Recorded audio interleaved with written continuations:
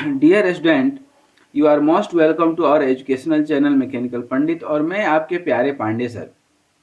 आज strength of material में हम लोग एक बहुत इंपॉर्टेंट कॉन्सेप्ट पढ़ने जा रहे हैं, that is the bending stress. हम लोग बेंडिंग इक्वेशन भी डेराइव करेंगे। बेंडिंग इक्वेशन आप यदि सुने हो तो अच्छी बात है, नहीं सुने हो तो भी अच्छी बात है, मैं बताऊंगा ही। चूँकि बेंडिंग इक्वेशन जो है सिंपल आप सुने होंगे, M upon I equal to sigma upon Y equal to E by R. लेकिन ये राम कहानी जो है नेक्स्ट लेक्चर में करेंगे, लेक्चर नंबर 72 में। लेकिन ये आप डिस्क्रिप्शन बॉक्स में जाकर देख सकते हैं। लेकिन आज हम तो बेंडिंग स्ट्रेस का बेसिक कॉन्सेप्ट बात करेंगे, प्योर बेंडिंग की बात करेंगे, थ्योरी ऑफ प्योर बेंडिंग की बात करेंगे न्यूट्रल एक्सिस न्यूट्रल लेयर की बात करेंगे, एजम्पशंस की कि what kind of assumptions it is very necessary to take while deriving the equation of bending, और बेंडिंग स्ट्रेसेस कैसे निकालते हैं, बेंडिंग स्ट्रेसेस क्या होता है, ये सारी चीजें हम लोग पढ़ेंगे। देखिए, ये सारी बेंडिंग स्ट्रेसेस मतलब क्या, बेंडिंग मतलब क्या है। जैसे कोई बीम है, ध्यान से समझिएगा, बीम के ऊपर ये सिंपली सपोर्टेड बीम है सपोज कीजिए, और इसके ऊपर लोड लगाते हैं तो ऑब्वियसली ये क्या होगा, बेंड हो जाएगा। ठीक है, ऐसे बेंड हो गया, तो इसी को तो बेंड कहते हैं, बेंडिंग कहते हैं। और यही बेंडिंग कब होगा, जब बेंडिंग होगा तो while bending there will be bending stress. ठीक है, और ये बेंडिंग किस में हो रहा है, बीम में। तो हमने जब बीम पढ़ाए थे, आपको याद हो तो हमने बहुत सारे कॉन्सेप्ट पढ़ाए हैं, जैसे कि टाइप्स ऑफ बीम पढ़ाए थे, टाइप्स ऑफ सपोर्ट पढ़ाए थे। अब टाइप्स ऑफ बीम में जो है ये सब बता देते हैं अभी हम आपको, और types of the cross section बताए थे। इसमें भी जो है आपको सपोर्ट में simply supported, cantilever, fixed support, hinge support, ये सारी चीज़ें बताए थे। और टाइप्स ऑफ जो है बीम में ही ये कैंटिलीवर और ये सब देख रहे हैं आप, सिंपली सपोर्टेड, ये सब बीम बताए थे। और टाइप ऑफ क्रॉस सेक्शन जो है बहुत इंपॉर्टेंट था, क्योंकि अब हमें ज़रूरत पड़ेगी टाइप ऑफ क्रॉस सेक्शन की। तो क्रॉस सेक्शन बहुत दिमाग में ध्यान से रखिएगा, क्योंकि ये ज़रूरत पड़ने वाली है। ठीक है, इसके बिना काम नहीं चलना है हमारा। तो ये जो है क्रॉस सेक्शन है, circular cross section, rectangular cross section मतलब क्या है, कोई भी बीम इस तरह से रखा हुआ है उसको साइड से देखिए, तो side view of any beam is basically cross section of the beam, it may be. अच्छा, आपको याद होगा CGMI में centre of gravity end moment of inertia भी निकालते आना चाहिए, क्योंकि यहाँ पर उसका बहुत ज़्यादा एप्लीकेशन है, उसके बिना हमारा काम नहीं चलेगा। ठीक है, तो मैं उसका भी लिंक जो है डिस्क्रिप्शन बॉक्स में डाल दूंगा।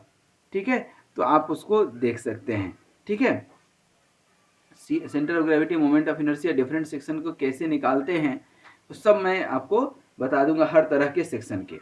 ठीक है, आइए अब आगे हम जो है देखें कि किस तरह से आपको SFD और BMD बताए थे, shear force and bending moment बताए थे, साइन कन्वेंशन बताए थे, और ये लेक्चर नंबर 51 से लेकर के 70 तक SFD एंड BMD ही बताए थे। ये हमारा बेंडिंग स्ट्रेस का पहला जो है लेक्चर होगा, जिसमें आज हम लोग बात करेंगे किसकी, सिंपल बेंडिंग की। ठीक है, अब ये चीज आपको समझ में आ चुका है, ठीक है ना। अच्छा, आप जो है याद हो आपको, तो हमने जो है ओवर हैंगिंग बीम भी पढ़े थे। Over hanging beam that means कि थोड़ा सा ओवर हैंग है दोनों साइड, और इसका जो है शियर फोर्स और बेंडिंग मोमेंट डायग्राम भी बनाए थे। मान लीजिए ये एक बना करके दिखाई देते हैं आपको।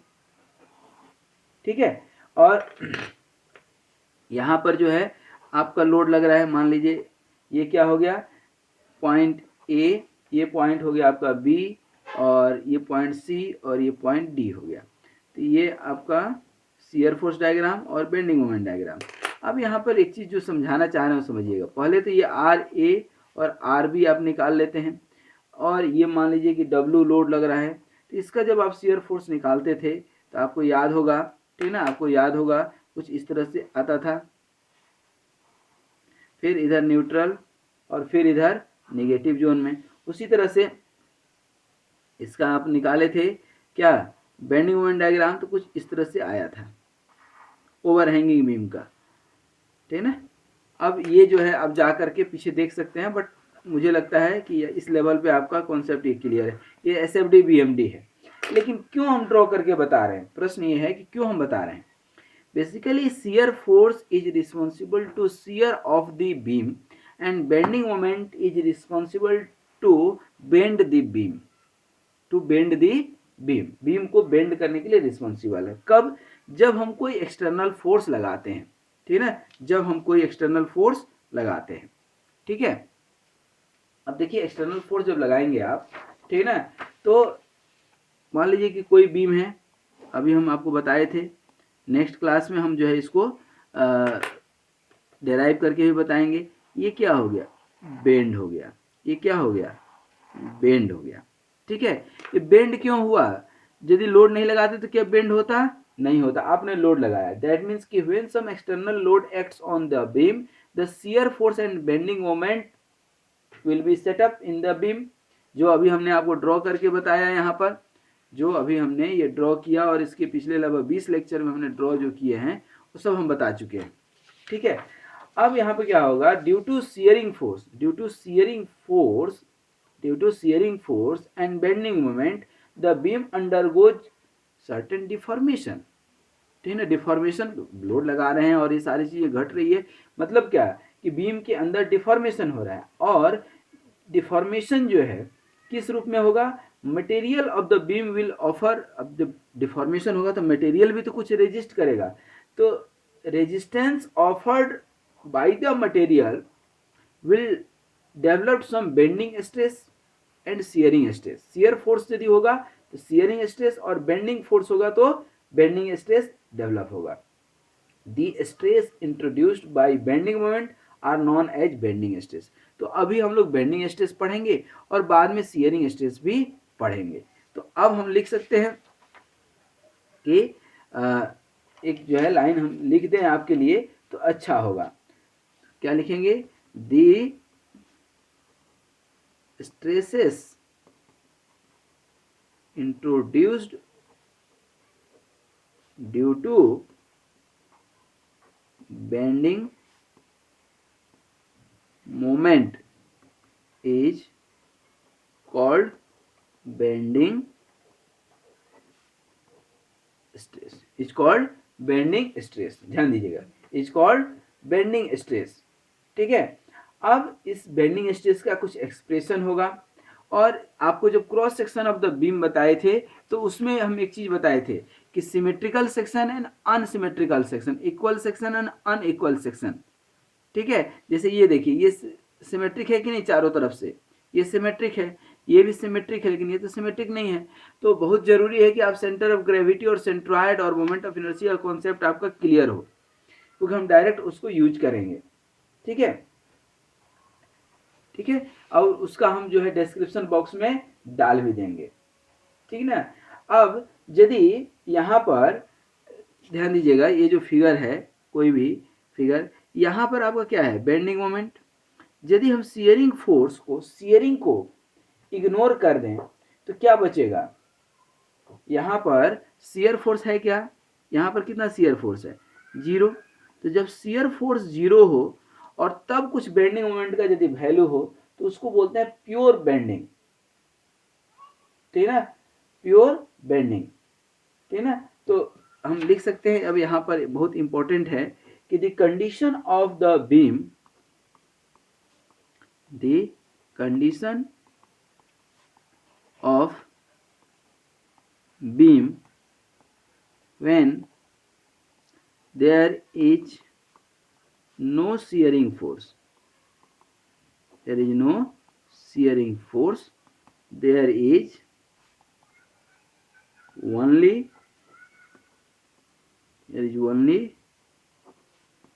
bending moment, and this is called pure bending. This is called pure bending. This is called pure bending. अब जो है बेंडिंग को हम डिस्कस करें उसके पहले कुछ एजम्पशंस होते हैं, ठीक है ना। तो यहाँ हम लिख लेते हैं एजम्पशंस। अब एजम्पशंस डायरेक्ट याद रखना है, assumptions made in pure bending. एक तो आपका हो गया कि शियर फोर्स 0 होगा इन प्योर बेंडिंग, ठीक है, अब ध्यान दीजिएगा, अब इसको समझें हम लोग थोड़ा सा।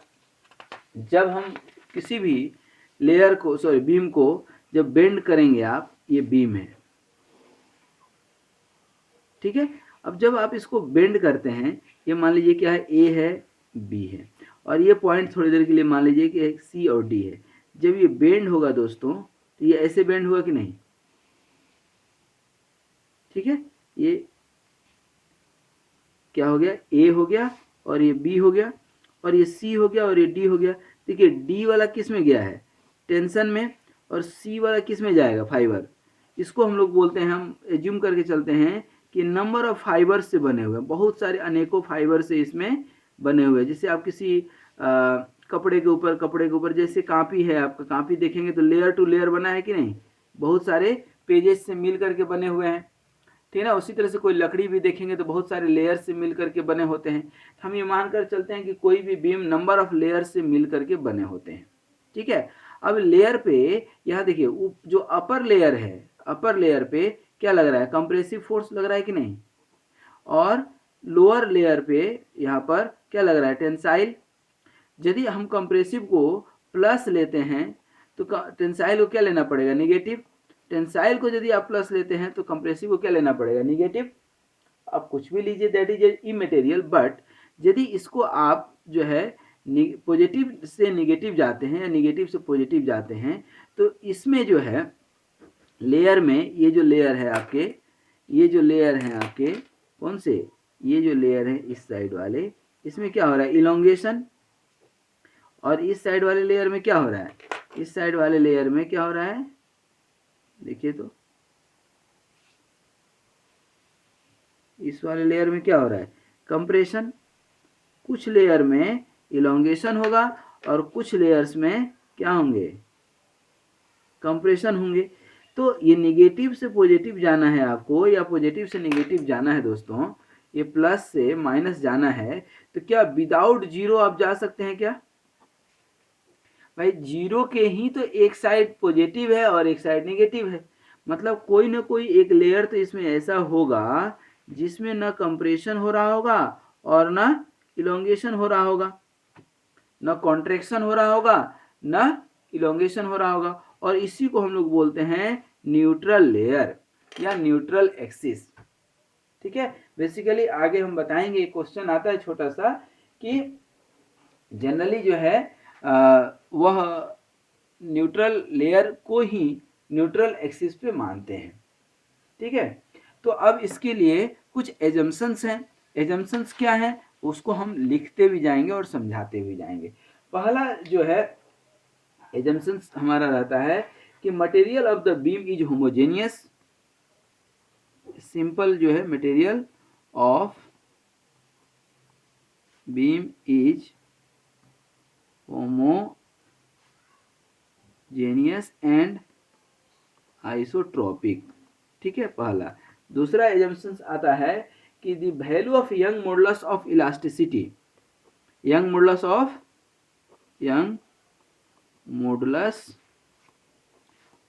Elasticity, young modulus of elasticity किसको बोलते थे, याद होगा आपको। दैट मीन्स कि यहाँ पर sigma is directly proportional to the strain होता था, ठीक है ना। सिग्मा क्या होता था, पी अपन ए, मतलब किसी भी ऑब्जेक्ट को आप इलोंगेट करते थे, पी लोड लगाते थे, ठीक है।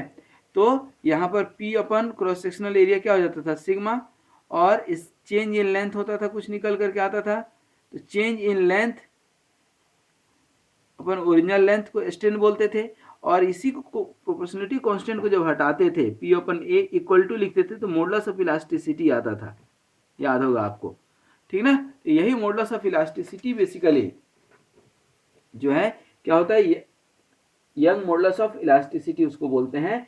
और ये जो है is same tension and compression, is same in tension and compression. क्योंकि अभी आप देख लिए बीम में जो है आपका टेंसाइल एंड कंप्रेसिव दोनों हो रहा है, ठीक है ना। तो जब टेंसाइल एंड कंप्रेसिव दोनों हो रहा है तो यंग मॉडुलस ऑफ इलास्टिसिटी अलग अलग होगा क्या, तो जी नहीं, throughout the beam it will be same, ठीक है। उसके बाद थर्ड जो एजम्पशंस है कि the transverse section which were plane before the bending will remain transverse section. Transverse section में लेटरल सेक्शन में चेंजेज आएंगे, जैसे यहाँ पर आप देख पा रहे होंगे लेटरल सेक्शन में चेंज आएंगे। ये ट्रांसवर्स सेक्शन, ये वाले सेक्शन, इसमें कोई चेंज नहीं आएगा। ठीक है, तो यहाँ लिख भी देते हैं the transverse section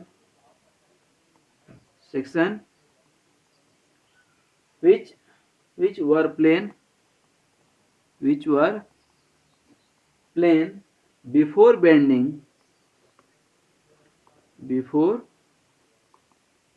bending remain plain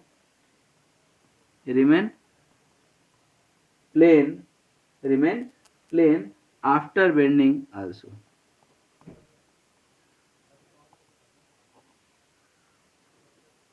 ठीक है ना, before and after both are same. चौथा एजम्पशन क्या है, the beam is initially straight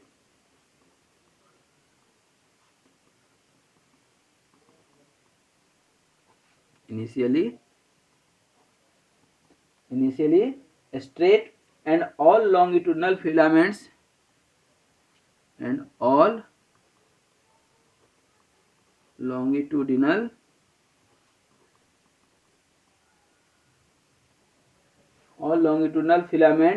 bend into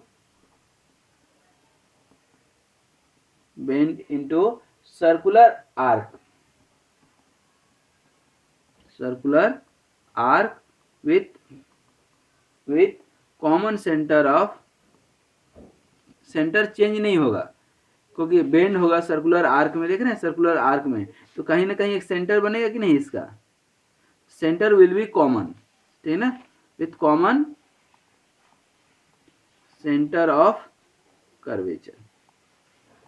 ठीक है, और रेडियस ऑफ कर्वेचर, जो रेडियस ऑफ कर्वेचर होगा इसी को बोलते हैं रेडियस ऑफ कर्वेचर, आर। ठीक है, तो the radius of curvature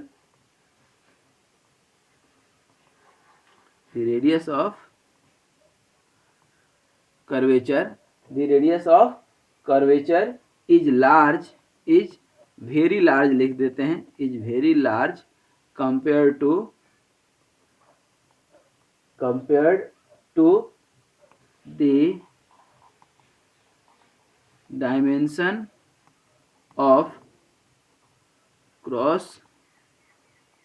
section of beam। ठीक है, और लास्ट एक और एजम्पशन है कि each layer of the beam, जो हमने आपको बताया कि it is composed of the different types of the layer. तो each layer of the beam each layer of the beam is free to expand, or contract independently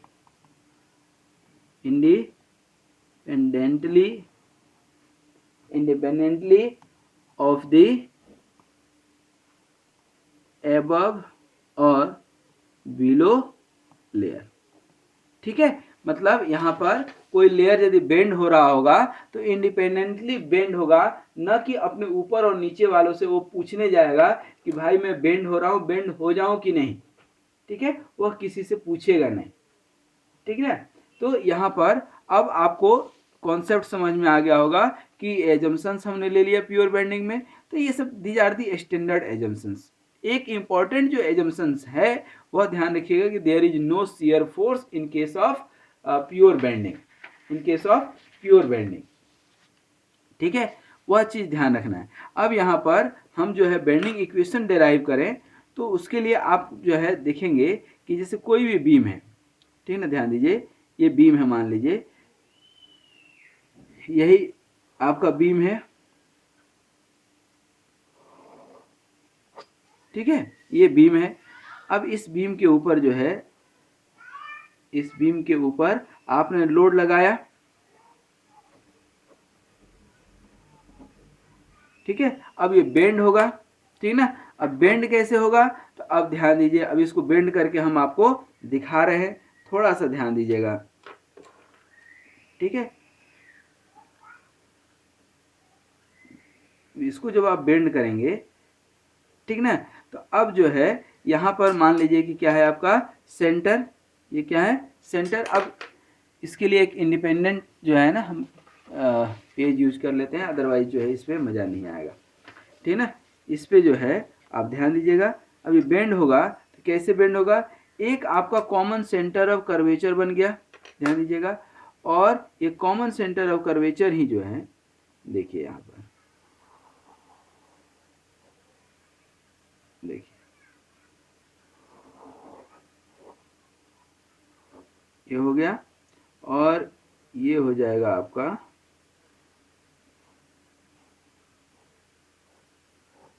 ठीक है।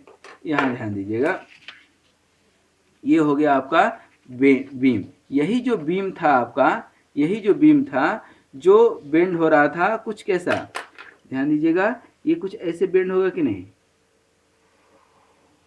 ये ऐसे बेंड होगा, ठीक है ना। इसी को हम थोड़ा सा बड़ा यहाँ पर दिखाए हैं, ठीक है ना। बड़ा आप दिखाएंगे तो ये बीम हो गया आपका, ठीक है। और यहाँ पर ये जो है आपका न्यूट्रल एक्सिस हो गया, ठीक है। ये है आपका न्यूट्रल एक्सिस, ठीक है। ये कॉमन सेंटर ओ है, और यहाँ से अब आप जो है, ये आपका क्या था, ये जो है रेडियस ऑफ कर्वेचर है आर, और ये बेंड जो होगा ये कुछ एंगल होगा कि नहीं, ये एंगल मान लीजिए क्या हो गया थीटा, ये एंगल कितना हो गया आर्क हो गया थीटा। अब ये रेडियस ऑफ कर्वेचर और ये न्यूट्रल एक्सिस। अब इसके ऊपर वाला जो लेयर है ये कंप्रेशन में है, मतलब इस ए बी सी और डी, ठीक है। थोड़ा सा मैं बड़ा बनाया हूँ सिर्फ इसलिए कि आपको समझ में आ जाए, ठीक है। तो यहाँ पर ये जो ए बी है, ए बी क्या है, अंडर कंप्रेशन है, अंडर कंप्रेशन है। और ये जो आपका सी डी है, सी डी जो है क्या है, अंडर टेंशन है, मतलब ये जो लेयर है उसमें टेंसाइल फोर्स लगा है और इसमें कंप्रेसिव लगा है। तो ये क्या हो गया अपर लेयर, आउटर लेयर जिसको बोल सकते हैं आप, और ये जो है इनर लेयर, और ये जो अंदर साइड ये जो बच रहा है रेड कलर जो आप देख रहे हैं, तो ये कंप्रेशन से टेंसाइल डायरेक्ट तो होगा नहीं, एक लेयर जो है इसमें क्या हो जाएगा, that will be the neutral layer, that will be the neutral layer. आप समझ पा रहे होंगे, that is the neutral layer. वही चीज जो है मैं यहां भी समझाया था कि ये ऊपर वाला जो होगा, ये ए से बी वाला, ये क्या होगा कंप्रेशन में हो जाएगा, और ये क्या हो जाएगा टेंशन में, और इसके बीच में जो एक लगेगा, ठीक है ना, इसके बीच में, that will be the neutral layer, it will be the neutral layer, ठीक है। तो आई होप कि अब आप न्यूट्रल लेयर का कॉन्सेप्ट समझ गए होंगे, ठीक है। अच्छा, ये न्यूट्रल लेयर जैसे आप इसका फ्रंट व्यू देखेंगे, सॉरी साइड व्यू देखेंगे, तो कुछ क्रॉस सेक्शन होगा, मान लीजिए इसका क्रॉस सेक्शन क्या है, एल शेप का है, ठीक है ना, या एच शेप, एच सेक्शन का है, ठीक है, एच सेक्शन का है। तो इसका जो सी जी होगा, ठीक है ना, ध्यान दीजिएगा, जो सी जी होगा या सेंट्रॉयड होगा, ठीक है ना, उसी को हम लोग न्यूट्रल एक्सिस भी बोलते हैं, न्यूट्रल एक्सिस भी बोलते हैं, या यदि वो एक्सिस के फॉर्म में ना होकर के लेयर के फॉर्म में होगा तो इसी को न्यूट्रल लेयर भी बोलते हैं, ठीक है। तो आई होप कि अब आप इसको निकाल पाएंगे, ठीक है। तो thank you very much for watching this video, and further I hope कि इसके बाद का जो वीडियो है, ये तो सिंपल प्योर बेंडिंग और बेंडिंग स्ट्रेसेस का कॉन्सेप्ट था, और इसको जब आप बेंड करेंगे तो it will offer internal resistance, ठीक है, and that internal resistance is termed is known, और that is known as bending stress, उसी को क्या बोलते हैं, बेंडिंग स्ट्रेस बोलते हैं। अब इसके बाद हम लोग डिराइव करेंगे जो है bending equation, that is very important, that will be the lecture number 72। ठीक है, आज यहीं तक। Thank you very much. But इसको दिमाग में रखते हुए, दिमाग में रख करके ही जो है आगे बढ़िएगा, तो ही बेंडिंग इक्वेशन निकालने में मजा आएगा, उसको आप समझ पाएंगे। तो thank you very much once again, wish you all the best, be happy, be healthy and keep smiling. Thank you very much.